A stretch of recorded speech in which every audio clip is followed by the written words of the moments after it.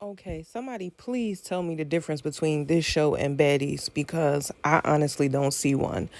I only watched episode one last night, but I couldn't even make it to episode two. That was so terrible.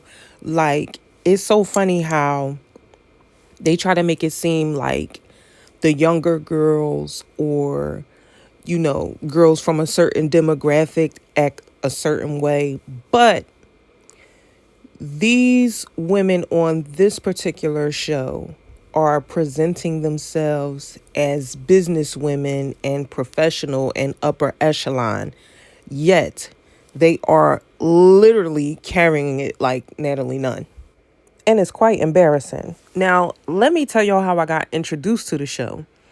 I saw a clip of Tia, which is Rick Ross's other baby mother, going off on Sherelle, who is Ocho Cinco's fiance on the show or whatever. I don't know. But I saw her cursing her out and cursing out Rick Ross' other baby mom. So I'm like, what show is she talking about? Because she was saying, oh, you tried to invite me to that premiere to set me up because Rick Ross' other baby mom was going to be there.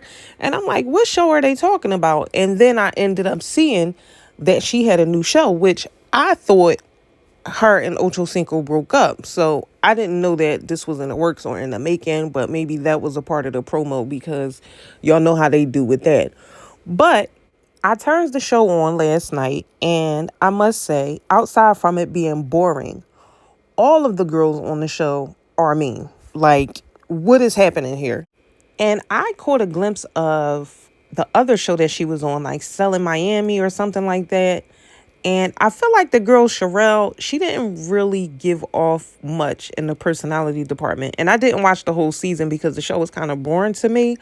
So the parts that I saw, it just didn't really show her personality. But her personality shows a little more on this show. And I think her personality might end up destroying her business. It was a point in the show when all the girls met up and Rick Ross's baby mom was there.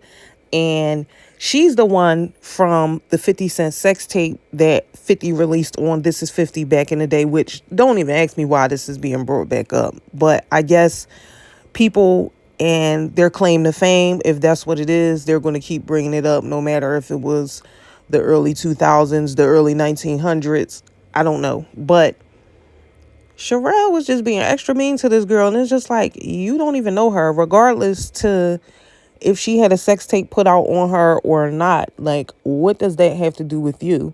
And if you're so fancy dancy, isn't your man related to like ASAP Rocky? How come you don't hang with Rihanna? Like, how come you don't hang with that group of people?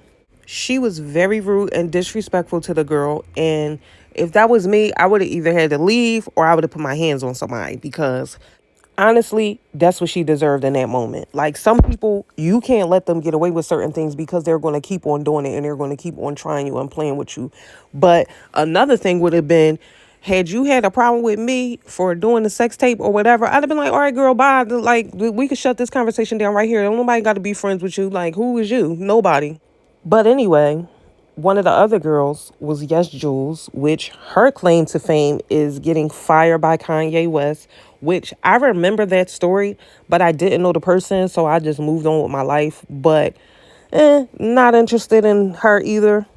Then there was another young lady on there, which I don't remember her name, but she was Kodak Black's girlfriend or new baby mom. I don't know, but I saw all I needed to see of her when I saw pictures of what she did to Kodak Black's luxury cars. Ghetto. Y'all got to stop thinking because y'all got a few extra dollars that y'all not ghetto, because this show was a mess. It really was. I was embarrassed for the girls. Secondhand embarrassment. Literally, the only thing that was missing from the show was the girls should have started wrestling and gave us a little champagne toss because I was cringing the entire time. Like, I was on the edge of my seat waiting for the first episode to be over because I was just trying to make it through. I'm kind of disappointed because this is not the image that I expected to see on this show. It's luxury ratchet TV, I guess. But y'all tell me what y'all think.